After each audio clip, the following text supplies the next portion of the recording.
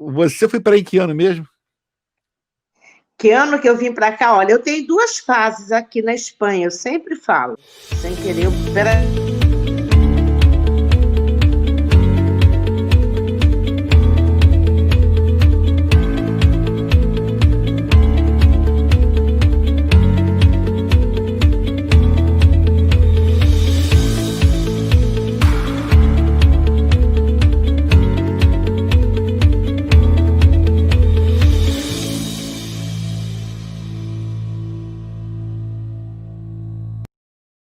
E nós estamos aqui de novo para continuar a nossa saga dos imigrantes brasileiros pelo mundo afora, né? E aliás, eu tenho adorado fazer essas entrevistas porque eu tenho conhecido novas pessoas e reencontrado pessoas que eu amo muito e que têm ideias coisas que me voltam à memória, né? Então, minha convidada de hoje é meu primeiro crush. Foi a minha primeira pessoa que eu falei assim, uau! E ela veio agora lá de Barcelona. Entra aí, Glaucenira, por favor. Olha, eu tenho até que fazer referências para você.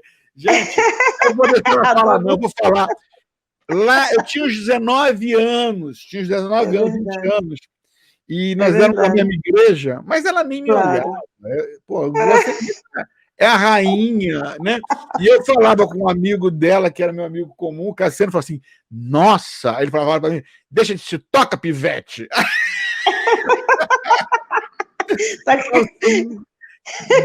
Cassiano reuniu o grupinho sempre, estava sempre em volta dele contando piada, ele sempre contava piadas, né? Ele ali na descida ali daquela escadaria da PIB de Niterói.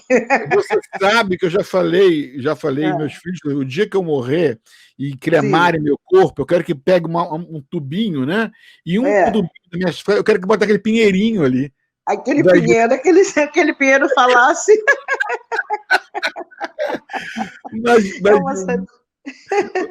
É uma satisfação muito grande, Douglas. Foi uma surpresa muito, mas muito grande para mim quando eu encontrei você na reunião de empreendedorismo. Eu digo, meu Deus, é o Douglas, gente, que maravilha. Fiquei super, super feliz. A gente foi muito feliz no nosso período de juventude, né, de festa lá na PIB de Niterói. Era um grupo sensacional. Ontem mesmo eu estava falando com o Paulinho, mandei uma mensagem para o Paulinho, porque morreu o Haroldo de Oliveira, né? Então, eu mandei uma mensagem de pêsames, porque Paulinho, muitos anos trabalhando com o Haroldo, ele está muito filho, triste. Né? É um filho dele, né? Era como um filho, né? Então, realmente, foi muito duro, né? Mas, enfim, muitos estão indo, infelizmente, com esse vírus, né? Claro. Mas vamos lá. Vamos lá, Glaucenira. A ideia desse programa é gravar a história dos imigrantes pelo mundo afora, os imigrantes brasileiros que fazem história pelo mundo, e isso daí você não podia faltar. Obrigada. Porque eu me lembro bem que talvez... Sério, não estou brincando, não. Você, quando eu tinha uns 19 anos, isso é mais ou menos lá em 80, devia ter, 81 e tal. Isso. Você era do grupo mais velho da igreja e era uma mulher maravilhosa, linda. Você não tem noção como é que você chamava a atenção. Você sabe. E a primeira ideia de que existia um mundo fora e que meus amigos podiam morar foi através de você, porque você foi para a Espanha. Mas não foi nem assim por uma coisa planejada, não, mas a primeira pessoa do nosso grupo que foi morar fora foi você. Sim. É verdade. Foi para a Alemanha uns anos depois, estudou e voltou. Mas você tinha uma história forte com a Espanha. Né? Mas antes de a gente entrar na história forte da Espanha, me conta aqui. Sim. O que você estava fazendo no Brasil antes das suas idas para a Espanha, antes de você começar o seu sonho? Sim. Bom, eu fui para Niterói, é muito curioso essa minha história de Niterói, né? Porque eu me lembro que a primeira vez que eu fui a Niterói conhecer, eu ia muito a Niterói, passava por Niterói no período da minha adolescência, da infância também, que nós íamos muito a Cabo Frio, porque eu morei muitos anos em Campo Grande. Estudei no Colégio Batista, depois estudei no Belisário, meu pai era pastor batista, meu pai, inclusive, foi da turma do pastor Fanini, né? Estudou junto com ele no Seminário do Sul do Brasil, e era pastor de uma igreja lá em Campo Grande, chamada Igreja de Boa Esperança. E ali, né, foi um período bastante longo, meu pai ficou 15 anos como pastor dessa igreja, depois ele foi também esteve em Minas Gerais, em Tocantins, perdão, Tocantins não, antes havia estado em Tocantins, foi no sul da Espanha, da Espanha não, de São Paulo, em Itajubá, e nesse período eu já estava fazendo a faculdade em Niterói, e um dia eu fui a Niterói, numa convenção da Juventude Batista, eu me lembro que eu estava passeando por ali, e alguém me mostrou a faculdade de Direito, né? Aí eu olhei e falei assim, eu acho que ainda venho estudar aqui, porque eu sempre tive sempre meu objetivo era estudar, fazer a faculdade de Direito. E eu lembro que era um menino que ele era da igreja de São Gonçalo, ele falou assim, que bobagem, você do Rio de Janeiro, com tanta faculdade no Rio, o que você veio fazer aqui, estudar em Niterói? Eu falei, quem sabe? Pois eu fiz o vestibular em 66, que foi a primeira vez que fizeram vestibular unificado, e eu tentei a Federal, a UERJ e a Fluminense. E acabei me classificando para a Fluminense e fui estudar em Niterói. Daí a minha ida a Niterói, eu fiz vestibular em 66, mas só fui morar na Casa do Estudante Batista em 68. 68, eu passei 2 anos atravessando todo dia e custei a me acostumar a Niterói. Às vezes eu atravessava com meus amigos do grupo do Rio de Janeiro e depois voltava sozinha na barca. O que eu vou fazer nessa roça aí de Niterói? Eu dizia, esse pessoal é engraçado, eles falam diferente, eles são estranhos. Eu achava tudo estranho, mas depois eu já me acostumei. Aí... Então, nesse intervalo, aí eu já comecei a frequentar já a primeira igreja de Niterói, e meu pai já tinha saído de Campo Grande, foi pastorear uma igreja em Itajubá, foi quando ele adoeceu, veio a falecer, e eu acabei levando a minha família toda para Niterói, já não estava mais na casa de estudantes, já aluguei que eu sempre estudei e trabalhei, né, sempre no Rio de Janeiro, nunca trabalhei em Niterói. Bom, nunca não, teve um período pequeno que eu fiquei com o escritório lá em São Gonçalo, mas ficava só 2 vezes por semana. Né? Sempre foi um negócio no Rio. Porque eu sou carioca, né? Eu amo o Rio de Janeiro e sempre trabalhei no Rio de Janeiro. Então, esse foi o período meu, por exemplo, infância, parte da infância em Campo Grande, adolescência, depois vim para Niterói. Eu entrei na faculdade com 17 anos, então terminei o curso em 72, em 73 eu já comecei a dar aula numa faculdade no Rio também, na SUAM, em Bom Sucesso, foi o Silas, você lembra? Silas Cias, né? Eu lembro. Então, Silas chega para mim e fala assim, Glaucenira, você vai dar aula? Eu falei, vou dar aula na faculdade. Eu falei, faculdade eu era uma menina, garota, andava de mini saia, né? Meu Deus, vou dar aula na faculdade. Sim, e a faculdade só tinha militar. Eu falei, meu pai do céu. Aí ela, fui eu. Não, eu falei que você é professora. Eu falei, gente, Silas, você não podia ter feito isso. Silas já estava lá dando aula. Aí eu fui. Comecei a dar aula, aí fui fazer o mestrado, falei, vou fazer um mestrado, porque eu não posso ficar dando aula numa faculdade sem ter uma formação, pelo menos de ter noção de didática, né, do ensino superior, essa coisa toda. Aí eu fui fazer o curso do mestrado na Federal do Rio de Janeiro, lá no Rio. Aí, nesse intervalo, veio uma amiga minha, veio para cá, para a Espanha, para fazer o doutorado, a Eva, a Mila, falou, Sandira, vem fazer o doutorado, não sei o quê. Eu falei, ai, meu Deus, fazer o doutorado. Então, eu fiz um acordo com a faculdade, com a SUAM, e peguei o dinheiro e vim. Mas quando comecei a fazer os cursos monográficos, tudo foi em 80 que eu vim para cá, aí eu comecei a ver que a coisa era complicada. Aí o professor, que era do curso de metodologia da tese doutoral, um dia chegou e disse assim, condição sine qua non para fazer uma tese doutoral, dinheiro. Eu falei, está falando comigo, que é o que eu não tenho. O dinheiro tinha acabado, eu tive que arranjar trabalho, então naquela época tinha, ainda tem até hoje, mas era muito comum na década de 80, as agências au pair, que contratam estudantes para morar com as famílias. Lá nos Estados Unidos é muito comum, né? Aqui na Europa é menos, não tem tanto sucesso, mas mesmo assim.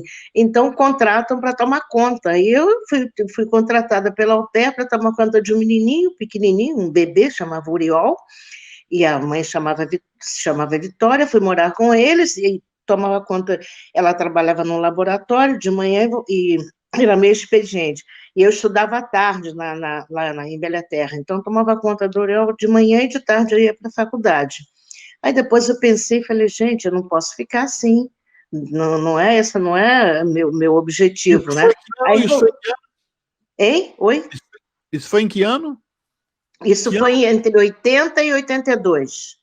Foi porque os monográficos do doutorado duravam 2 anos, eram 32 créditos que nós tínhamos que fazer em 2 anos. Quando terminou o monográfico, aí eu resolvi retornar. Em 82 eu estava na Copa do Mundo, lá na Espanha, assisti a Copa do Mundo, né? Encontrei várias pessoas amigas e tudo. Aí, em 82, eu fui 83, em fevereiro de 83, eu retornei ao Brasil, aí fiquei no Brasil de 83 até 88, foi quando eu consegui a bolsa de estudo CNPq para retornar à Espanha e voltar outra vez, fazer a minha pesquisa e apresentar a minha tese, que eu li a minha tese no dia 25 de novembro de 1993. Uau! E aí nunca mais voltou? Não, voltei porque, como eu era bolsista, eu tive que voltar, né? O CNPq, o órgão, obriga você a voltar ao Brasil. Eu teria que ter ficado 4 anos no Brasil. Só que eu me apaixonei por um espanhol, com quem me casei, estou casada até hoje, me casei, aí em 94 eu retornei à Espanha para me casar. Aí, quando eu retornei, me surgiu a oportunidade de trabalhar na parte cultural do Consulado do Brasil, no Centro Cultural do Brasil. Aí comecei a trabalhar ali, foi o que me salvou, porque o CNPq queria que eu devolvesse o dinheiro que eles tinham investido, né, da Bolsa. Aí o embaixador, na época, era o Renato Marques, que foi nosso embaixador, era embaixador, mas era cônsul-geral aqui em Barcelona. Ele, então, fez uma carta, dirigida ao CNPq, dizendo que eu era professora, que dava aula de cultura brasileira no Centro Cultural do Brasil, desde 1995, aquela coisa toda. Então, isso me salvou. Você estava trabalhando com a cultura brasileira, trabalhando com o Brasil. Claro. Então, o CNPq considerou como serviço prestado ao Brasil, e não deixava de ser um serviço prestado ao Brasil. Claro, entendeu? Então, essa é um pouco essa minha trajetória que, na realidade, eu tinha pautado, quando diziam para mim, na igreja, você não vai voltar, eu digo, vocês estão loucos, claro que eu vou voltar, vou terminar, fazer meu curso e volto imediatamente para o Brasil. Eu tinha, inclusive, convite para ir dar aula na Cândido Mendes, o diretor dizia, Glaucenira, quando você chegar, você já tem sua vaga aqui para dar aula na Cândido Mendes. Ou seja, estava na Suan. A Suan também tinha feito um acordo comigo. Quando eu voltei em 83, eu fiquei na Suan até vir embora para cá. Eu voltei outra vez a dar aula na Suan. Então, aí bom, acabei realmente ficando, né? Por força do casamento. Sim. E quando começou o seu sonho de morar fora? Você tinha um sonho de morar fora ou você só queria ir estudar e ir embora? Como é que era? Não, meu sonho já era antigo, porque eu me lembro que eu me candidatei uma vez, eu queria muito ir para a África. Então, eu me candidatei para a Universidade de Luanda, porque eles estavam contratando professores brasileiros, então mandei uma carta para lá, para o reitor da universidade, para ver se conseguia dar aula em Luanda, na África. Tinha muito sonho. Estados Unidos não, engraçado, não muito, Mas a África, sim, me atraía muito. E depois a Europa, de repente, foi uma coisa que essa minha amiga começou, Glaucenira, vem fazer o doutorado, vem para cá. E você tendo a oportunidade, tendo alguém que se preocupa por você, que isso é muito importante, né? Quando você sabe, você tem experiência de ter saído do Brasil também, a gente chegar num país diferente, língua diferente, costumes diferentes, sem ter uma referência, sem ter ninguém, é muito duro. Então, quando você já tem pessoas amigas que estão, né, do seu lado e que te ajudam e tudo, isso é vital, né? É vital, para que você possa, pouco a pouco, ir se integrando, né? Então, por isso que eu escolhi a Espanha, mas sempre tive esse sonho de sair, né? De sair. Sempre teve sonho de bater asas e voar. Isso. Né? Você acha que você foi influenciada pelo aquele ambiente internacional da nossa igreja para isso, ou você já tinha antes? Não, eu acho que isso também, que eu ficava assim admirada. Primeiro que a gente recebia muitas visitas, não é? Eu me lembro uma vez que veio um coral, que eu fiquei assim, exultante com aquele coral, de uma, não sei se era da África do Sul, não me lembro ou de Moçambique, que o pastor Fanini levou, e que eles chegaram com os instrumentos, com a tabaque, com o gagogô. Eu dizia, tá vendo? Vocês ficam dizendo que esses instrumentos são instrumentos da macumba, tá vendo como não é? Porque é instrumento típico, porque foram os negros africanos que introduziram isso aqui no Brasil, entendeu? Então foi muito interessante, eles cantando e dançando também, né? O pessoal, muita gente da igreja escandalizado, né, com aquilo, o pessoal, todo mundo, eu digo, olha que maravilha, eu fiquei exultante. Agora, você sabe, e aí você vê como é que é o ambiente que a gente vive, e nesse ponto aí o nosso pastor é sempre um cara muito visionário, né? Lembra que a gente hospedou um congresso dos embaixadores do rei do mundo inteiro lá? Sim, lembro. Vocês botaram aqueles emblemas de embaixador do rei pela galeria inteira, tá? O Julinho, o Julinho, que era não é, o conselheiro eterno dos embaixadores. Naquele congresso, eu fiquei maravilhado e sabendo com quem que eu podia usar aquele inglês que eu estava aprendendo na escolinha, né, lá no Brasil América, e fiz uma amizade muito próxima com um pastor de Arkansas, nos Estados Unidos, de Little Rock, que até me convidar para morar aqui, estudar aqui, ele me convidou, mandou toda a documentação para meus pais assinarem, e por um momento, sei lá de que, eu não vim. Mas aí tem aquela menina linda, maravilhosa, tal da Glaucenira também, que está lá, foi para a Espanha. E esse povo, eu acho que será que é um ambiente que influencia a gente? Não sei, a gente vai fazer um estudo sobre isso depois, Glaucenira. Você que é uma mulher. Não, você tem toda a razão. É assim, a gente vivia nesse ambiente. Eu me lembro aí quando Isidoro foi também para os Estados Unidos. Isidoro. Até tem que entrevistar o Isidoro. O Isidoro está morando aqui em Orlando. Ele mora em Orlando, eu sei. Isidoro é outro. Né? Gente, foi um dos primeiros que saiu. O Isidoro, o Joaquim Carlos do Nascimento, que era o nosso... O Isidoro eu não conhecia. Eu conheci o Isidoro na volta. Na volta, não. Eu convivi com o Isidoro, ele era pianista do coral, eu cantava no coral acadêmico, cantei no coral acadêmico e no coral de Camerabá, e o Isidoro era pianista. Tem muito mais gente contaminada do que eu imaginava. Vou escrever um livro, Glaucenira, sobre isso. A influência daquele grupo ali. Quantos estão fora? Tem muita gente. Você falou agora, lembrando do Joaquim Carlos. Eu tinha esquecido do Joaquim Carlos. Daniel Paixão, lembrei agora do Daniel Paixão também. Daniel Paixão também, Daniel, que era nosso seminarista, que era um doce de pessoa, né? Cara, aquilo ali foi uma inflexão de imigrantes, hein? Foi. Mas tal de gente. Que eram duas irmãs, ai meu Deus, que ela também casou com um americano altão, ela era pequenininha, morena, agora eu esqueci o nome dela. Vou me lembrar. Também que se casou com um americano, depois a irmã a Dinorá também, a irmã do Isidora também, depois se casou também e foi para os Estados Unidos, foi muita gente, muitíssima gente. Muita gente, tem, agora da minha geração, Marli Dávila, Marli, né? Marli é da sua geração, Marli Dávila. Marli. Filha de Dávila.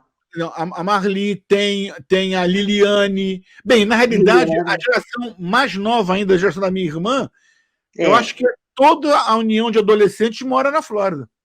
É verdade, é verdade, é A minha verdade. geração tem a Liliane, que mora em Washington, tem. Vamos fazer aí nós dois juntos isso. Você como uma Vamos pioneira, sim. porque é Claro. muita gente. É muita gente. Interessante, né? Muitíssimo. Eu acho que a gente foi. Cíntia do Pastor Haroldo, Cíntia Gente, Hensels. olha só, a gente foi educado desde pequeno com a mente aberta internacional, né? É verdade, Isso é muito é legal, verdade. muito legal.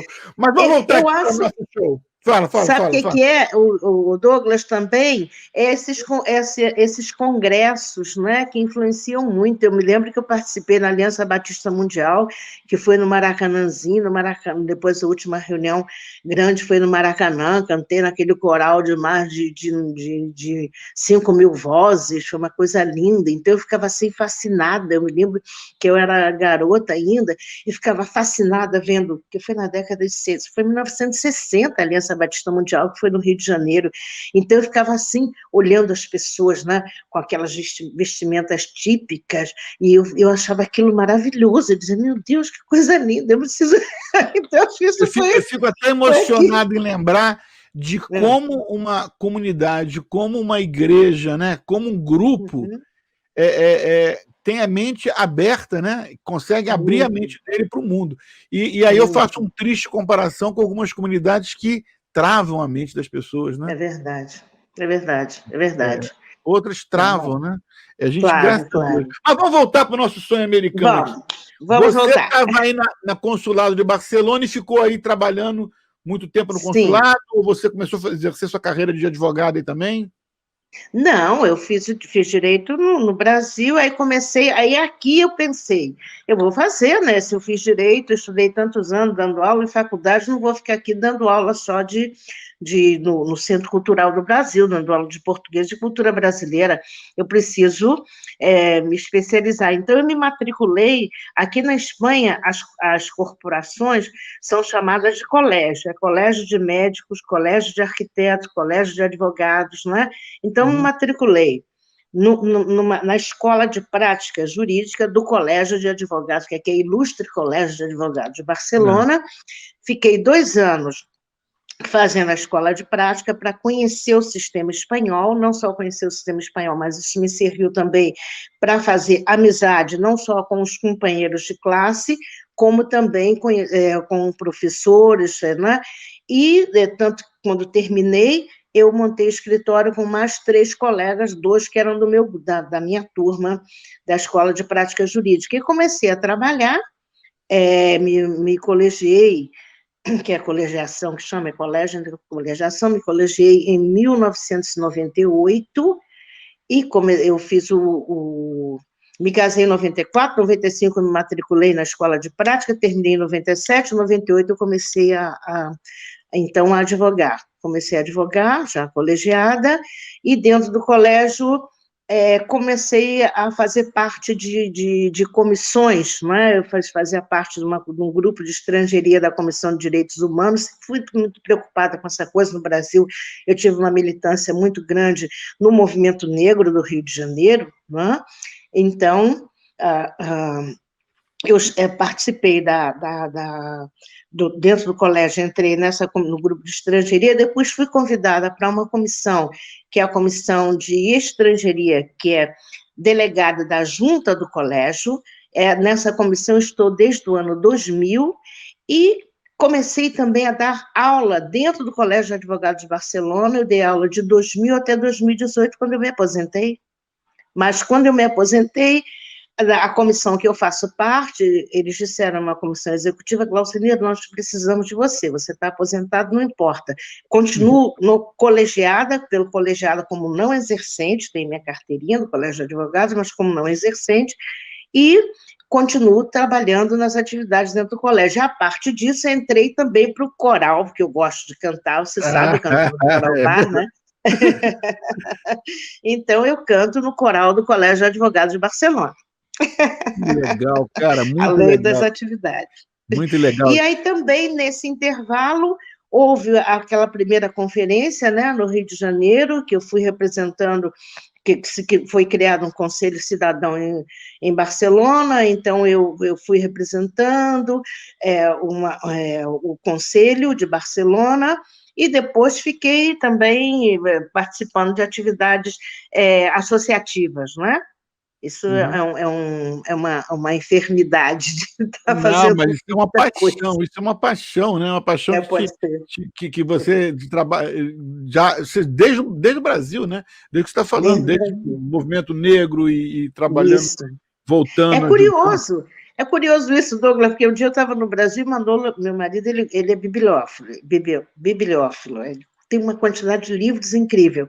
E ele comprou um livro que era a biografia do Martinho da Vila, um livro escrito pela Dulce, uma jornalista, Dulce Pinheiro, escreveu um livro intitulado Kizomba, Festanças e Andanças, e era um pouco a biografia do Martinho. Aí Manolo falou assim, ué, Glaucenira, o que você está fazendo aqui no livro do Martinho? Eu falei, eu? Aí eu olhei, tinha várias páginas que ele fazia referência do período que eu participei, fiz parte da estrutura de organização do Kizomba, que foi um congraçamento de povos da África no Rio de Janeiro. O Kizomba foi uma coisa que revolucionou aquele Rio de Janeiro. Primeiro Kizomba, o Martinho conseguiu reunir 11 países da África. Foi Uau! muito bom, foi muito bonito, era música, dança, literatura, a tradição oral, que é muito, muito, muito, né, é uma característica da África, é a tradição oral. Então, tinha os contadores de histórias que vieram também, os literatos, e tinha parte também de artes plásticas, e foi muito interessante. Foi um E aí você vai congresso. parar no livro do Martinho da Vila. Aí eu aparecia no livro porque eu fazia parte da diretoria do Kizomba, e quando foi feito em 88, quando se comemorou o centenário da abolição, então a Globo resolveu fazer uma gravação só com artistas negros em homenagem ao centenário da abolição, e eu que coordenava um pouco essa parte, orientando juridicamente aos artistas que tinham que abrir mão da imagem, que você fez agora comigo também, mas tinha que fazer por escrito na nossa época, com a Globo, e eu estava ali à frente. Martinho faz menção, quando ele no livro, a essa minha participação, não só na gravação da Globo, como também no Kizomba, também no grupo de trabalho, ou seja, eu não paro de trabalhar. Não, tá no sangue. Depois eu quero marcar uma entrevista com você, Sim. outra vez, para a gente falar dessa questão de movimento negro, daqui Ótimo, do Kizomba ótimo. até hoje. Como é que tá? Né? O que é isso no Brasil? A gente vai falar em outro show sobre isso. Agora, olha só, nós vamos dividir essa nossa entrevista em 2 etapas. Nós agora já sabemos da onde veio já confessei aqui meus detalhes de crush, mas olha, pra você ter uma ideia, gente, o crush é mais ou menos o seguinte, é como se, é a mesma paixão que eu tinha pela Julia Roberts, entendeu? Um negócio assim. E já falamos como ela chegou na Espanha, e o que ela trabalhou na Espanha, então no próximo episódio você vai ouvir falar agora do Sonho Sem Fronteiras da Glaucenira, tá? Fica ligado, vai para o próximo vídeo aí. Olha, a Espanha tem uma vantagem que dos países da União Europeia, tirando Portugal, que dá mais oportunidade aos brasileiros, né, facilita bastante, porque Portugal tem um sistema muito, muito diferente da Espanha. A Espanha é o seguinte, se você chega na Espanha, você tem trabalho, mas não tem a residência, você não consegue. Para você poder trabalhar oficialmente, você tem que ter a residência legal na Espanha. E obter a residência, se você não vem com visto do país de origem, você fica aqui em situação irregular. Então, existe um processo chamado de regularização permanente na lei de imigração da Espanha, que é o arraigo.